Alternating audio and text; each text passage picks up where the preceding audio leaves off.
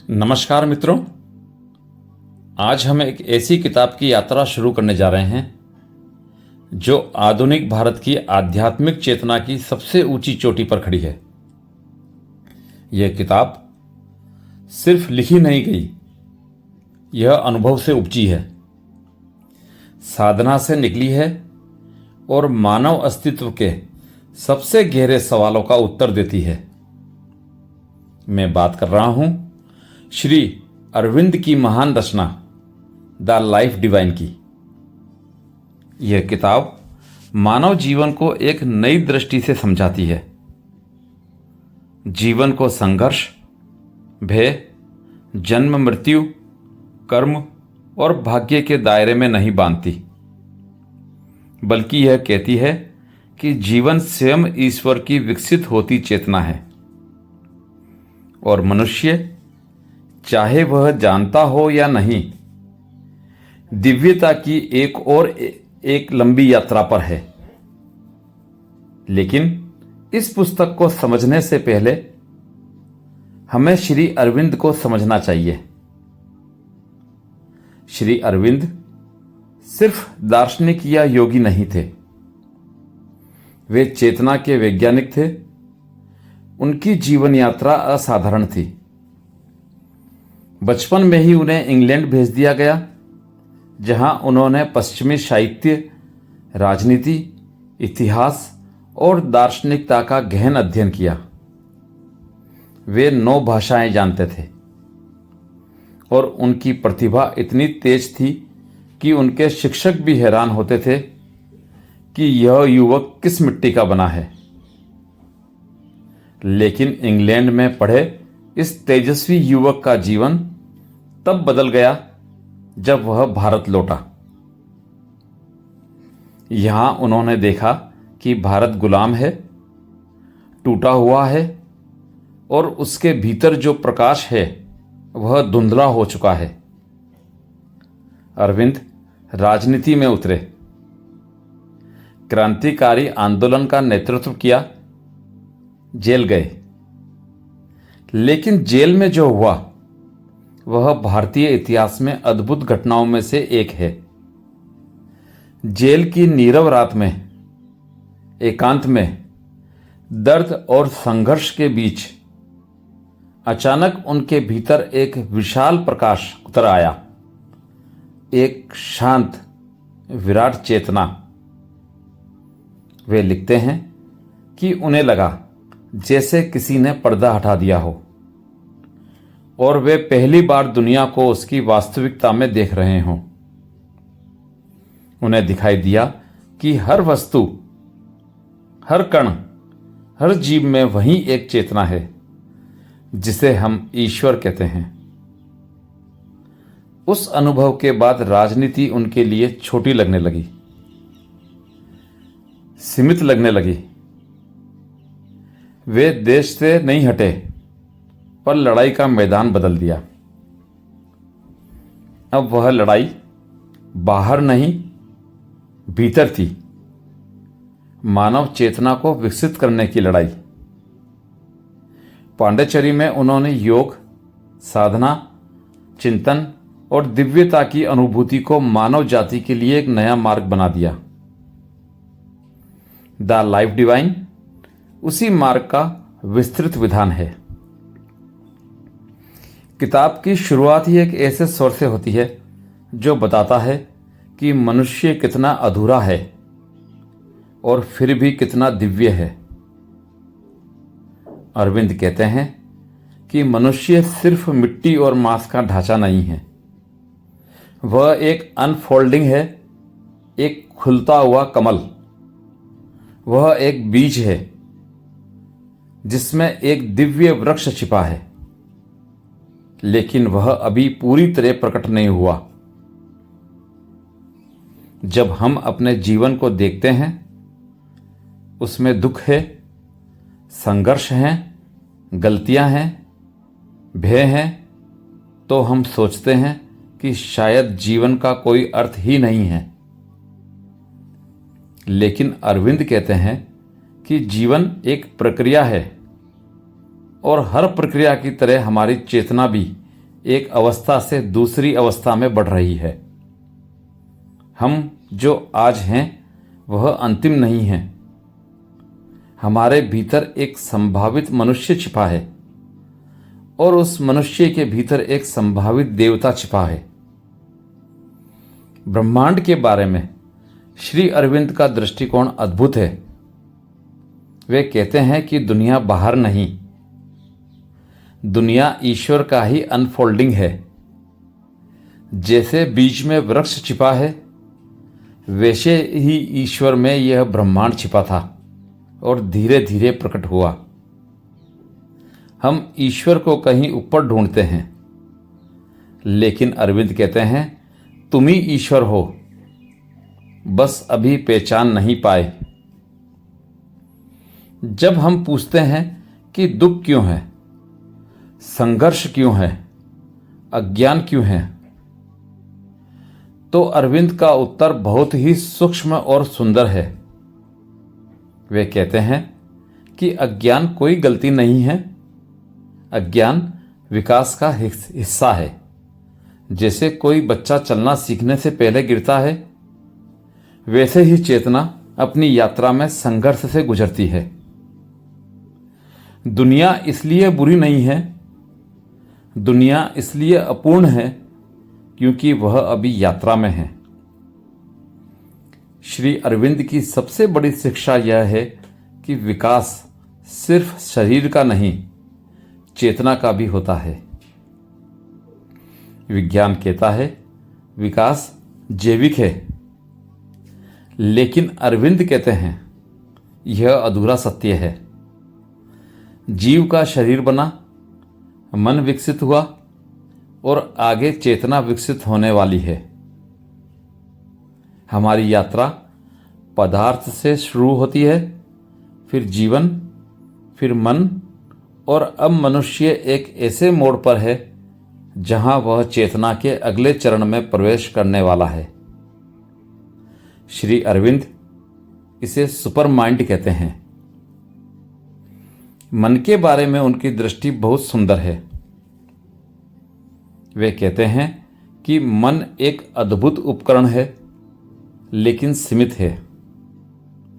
मन हमेशा द्वंद्व में फंसता है, अच्छा बुरा, सही गलत, लाभ हानि। मन में शांति नहीं टिकती, क्योंकि मन अलग अलग चीजों को अलग अलग देखकर चलता है। लेकिन चेतना का अगला स्तर सुपर माइंड एकता को देखता है। वह विभाजन से ऊपर उठा है। वहां विरोध नहीं होते, वहां समग्रता होती है। और श्री अरविंद कहते हैं कि सुपर माइंड मनुष्य का भविष्य है, वही दिव्य जीवन का द्वार है। द लाइफ डिवाइन का संदेश यही है कि मनुष्य अभी अपनी यात्रा में अधूरा है, लेकिन वह दिव्यता की ओर बढ़ रहा है। और यह यात्रा केवल कुछ साधुओं की कहानी नहीं है, यह पूरे मानव जाति की सामूहिक यात्रा है। हम सब उस दिव्यता की ओर बढ़ रहे हैं, चाहे हमें पता हो या ना हो। मित्रों, यह पुस्तक केवल यह नहीं बताती कि ईश्वर है या नहीं, यह बताती है कि ईश्वर होना क्या होता है। यह केवल यह नहीं बताती कि चेतना क्या है, यह बताती है कि चेतना कैसे खिलती है। यह केवल दर्शन नहीं, एक जीवित अनुभव है, एक आंतरिक विकास का नक्शा है।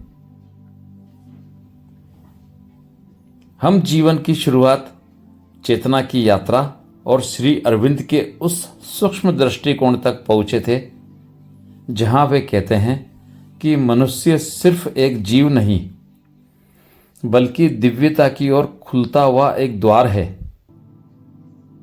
लेकिन द लाइफ डिवाइन की असली गहराई अब शुरू होती है, क्योंकि अब हम प्रवेश करने जा रहे हैं चेतना के उस क्षेत्र में जहां मनुष्य का भविष्य छिपा है। हम सोचते हैं कि हम मनुष्य हैं, एक सीमित दिमाग, एक सीमित शरीर, सीमित इच्छाएं और सीमित क्षमताएं।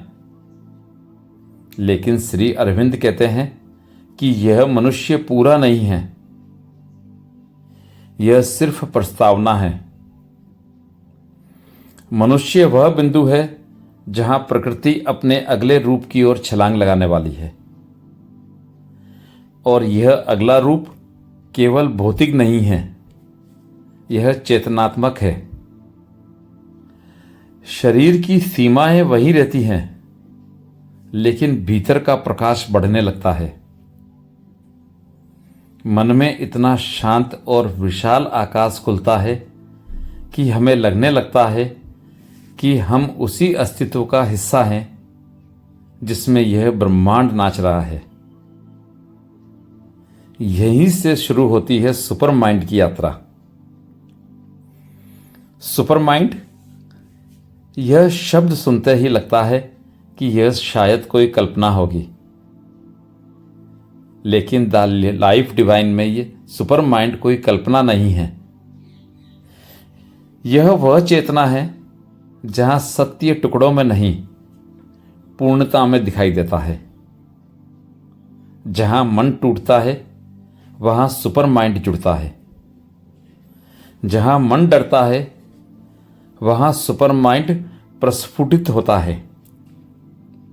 जहां मन विरोध देखता है, अच्छा बुरा, सही गलत, तुम्हारा मेरा, वहां सुपर माइंड एकता दिखाता है। मन हमेशा द्वंद्व में फंसा हुआ है। हमारी पूरी जिंदगी मन के विरोधों में ही बीत जाती है। मन कहता है मैं यह हूं और तुम वह। सुपर माइंड कहता है हम दोनों एक ही चेतना के दो तरंग हैं। यह एकता का अनुभव इतना अद्भुत है कि उसे समझने के लिए शब्द छोटे पड़ जाते हैं। और श्री अरविंद कहते हैं कि यह एकता, यह सुपर माइंड भविष्य में एक दिन मानव जीवन का सामान्य अनुभव होगा, जैसे आज हमारा मन सामान्य है। और यही वह क्रांतिकारी बात है कि मनुष्य का विकास अभी रुका नहीं है, वह एक बड़े छाल के मुहाने पर खड़ा है। हमारी वर्तमान मानवता सिर्फ एक संक्रमण है, एक पुल है। हम न पूरी अज्ञानी पशु चेतना में हैं, न पूरी जागृत दिव्य चेतना। हम बीच के रास्ते में हैं और आगे का मार्ग हमें बुला रहा है। लेकिन इस यात्रा में सबसे बड़ा अवरोध हमारा अहम है, हमारी वह पहचान जिसे हम मैं कहते हैं। यह मैं ही सारी सीमाओं का स्रोत बन जाता है। हम सोचते हैं कि हम अलग हैं, अकेले हैं, असुरक्षित हैं, असहाय हैं। लेकिन जब चेतना थोड़ा ऊपर उठती है तो एक अजीब सी शांति उतरती है, जैसे कोई अंदर से कह रहा हो तुम अकेले नहीं हो, कभी अकेले नहीं थे। सागर की हर लहर सागर से अलग नहीं, तुम भी उसी सागर का हिस्सा हो।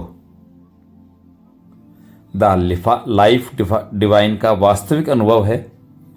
यह अनुभव शब्दों में नहीं आता, लेकिन इस पुस्तक को पढ़ते हुए लगता है जैसे चेतना धीरे धीरे अपने पंख खोल रही हो। और फिर आता है ईश्वर और प्रकृति का रहस्य। हम सामान्यतः सोचते हैं कि हमारे साथ जो भी होता है वह या तो भाग्य का खेल है, या कर्म का, या किसी ईश्वर की इच्छा का। लेकिन श्री अरविंद कहते हैं प्रकृति और ईश्वर दो अलग चीजें नहीं हैं। प्रकृति ईश्वर की ही शक्ति है, उसकी ऊर्जा है। जैसे एक कलाकार और उसकी कला अलग नहीं हो सकती, वैसे ही ईश्वर और प्रकृति अलग नहीं हो सकते। प्रकृति वह संगीत है जो ईश्वर ने स्वयं के भीतर बजाया है, और मनुष्य इस संगीत का जागता हुआ सुर है। लेकिन सवाल उठता है, अगर सब ईश्वर का अनफोल्ड है तो इतने दुख क्यों हैं, इतनी अंधकार क्यों है? श्री अरविंद कहते हैं कि अंधकार कोई गलती नहीं, वह अधूरी रोशनी है। जैसे सुबह होने से पहले रात घनी होती है, वैसे ही चेतना विकसित होने से पहले अज्ञान घना प्रतीत होता है। दुख उसी प्रक्रिया का हिस्सा है जिससे चेतना सीखती है, बढ़ती है और ऊंची होती है। यह दुनिया का एक अपूर्ण प्रयोग नहीं, एक पूर्ण प्रयोगशाला है। ईश्वर लोगों को सजा नहीं देता, वह मनुष्य के भीतर छिपे प्रकाश को धीरे धीरे जगाता है। मनुष्य का हर संघर्ष, हर पीड़ा, हर बाधा चेतना के विकास का साधन बन जाता है, और जब चेतना पर्याप्त परिपक्व हो जाती है, तब एक दिन अचानक भीतर एक रोशनी टूटती है। एक ऐसी अनुभूति कि मैं शरीर नहीं हूं, मैं मन नहीं हूं, मैं प्राण नहीं हूं, मैं उस दिव्य चेतना का हिस्सा हूं जो कभी मिटती नहीं। यह अनुभूति ही दिव्य जीवन का बीज है। दिव्य जीवन द लाइफ डिवाइन का अंतिम लक्ष्य है। यह कोई स्वर्ग या परलोक नहीं, यहीं पृथ्वी पर, इसी शरीर में, इसी संसार में एक नई तरह की चेतना का जन्म है। श्री अरविंद कहते हैं कि दिव्य जीवन वह अवस्था है जहां मनुष्य अपनी दिव्यता को रोजमर्रा के जीवन में जीता है। वह दुनिया से भागता नहीं, दुनिया को बदलता है अपनी चेतना से। वह दुख को ठुकराता नहीं, दुख को ऊर्जा में बदल देता है। वह जीवन को तपस्या नहीं बनाता, जीवन को आनंद में बदल देता है। दिव्य जीवन वह अवस्था है जहां मनुष्य और ईश्वर का अंतर मिट जाता है, जहां मनुष्य ब्रह्मांड को अलग चीज नहीं देखता, बल्कि अपने ही विस्तार का हिस्सा देखता है। इस पुस्तक में श्री अरविंद बार बार यह कहते हैं कि मनुष्य का भविष्य दिव्यता है। यह सिर्फ कुछ चुनिंदा संतों या योगियों का मार्ग नहीं, यह पूरी मानव जाति की नियति है। हम सब उसी दिशा में बढ़ रहे हैं, चाहे हमें पता हो या ना हो। और अंत में आता है द लाइफ डिवाइन का सबसे सुंदर संदेश कि ईश्वर कोई दूर बैठा देवता नहीं, ईश्वर कोई कल्पना नहीं, ईश्वर कोई पुरस्कार देने वाला न्यायाधीश नहीं। ईश्वर चेतना का वह केंद्र है जो हर जीव के भीतर धड़क रहा है। ईश्वर वही है जो जीवन है। ईश्वर वही है जो हमारे अंदर जागने की कोशिश कर रहा है। ईश्वर वही है जो मनुष्य को मनुष्य से ऊपर उठाकर दिव्य बनाना चाहता है। दिव्यता हमारा भविष्य नहीं, हमारी उत्पत्ति है। हम उसी स्थान से आए हैं और उसी स्थान की ओर लौट रहे हैं। और अंत में मित्रों, द लाइफ डिवाइन हमें एक बहुत ही मौन, बहुत गहरी, बहुत व्यापक सच्चाई का एहसास कराती है कि मनुष्य अकेला नहीं है, कभी नहीं था। हमारी हर सांस, हर विचार, हर यात्रा एक अदृश्य चेतना के हाथों में है, और वह चेतना न कठोर है न दूर, वह प्रेम है, प्रकाश है, आनंद है।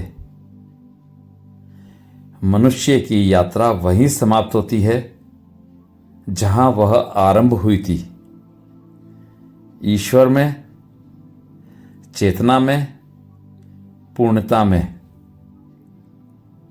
यही द लाइफ डिवाइन का सार है, एक ऐसी यात्रा जो हमें बाहर से भीतर ले जाती है और भीतर से अनंत तक। मित्रों, आपको क्या लगता है, इस यात्रा को सुनने के बाद ऐसा क्या लगता है कि ईश्वर क्या है? क्या कहीं भीतर आपके भी मौजूद है? आप उसे ढूंढे भी नहीं, सिर्फ देखें। शुरुआत में 5 मिनट देखें, 10 मिनट देखें, फिर 15 मिनट देखें। देखते रहें, बस वो देखे जाने वाला ही क्षण अनंत है, ब्रह्मांड है। कमेंट करके बताएं कि आपको यह यात्रा कैसी लगी। अच्छी लगी हो तो सब्सक्राइब करें, लाइक करें और शेयर करें। धन्यवाद।